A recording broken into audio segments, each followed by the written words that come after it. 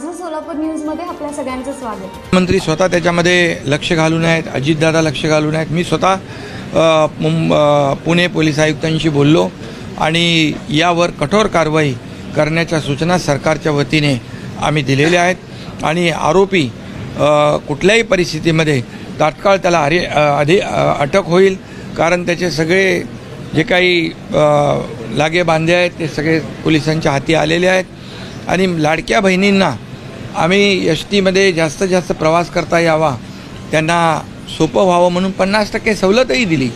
परंतु अशा प्रकारचे नराधम त्यांच्यावर अत्याचार करत असतील तर त्या कुणालाही सोडलं जाणार नाही, त्यांची खैर केली जाणार नाही आणि अशा नराधमांना फाशीची शिक्षा झाली पाहिजे यासाठी सरकार पूर्णपणे प्रयत्न करेल।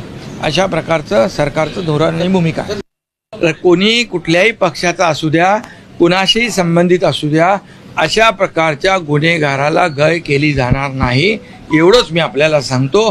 कुणाशी संबंध असू द्या, कुणाशी लागे बांधू असू द्या, हा गुन्हेगार आहे आणि लाडक्या बहिणींच्यावर अत्याचार करणाऱ्या गुन्हेगारांना सोडलं जाणार नाही।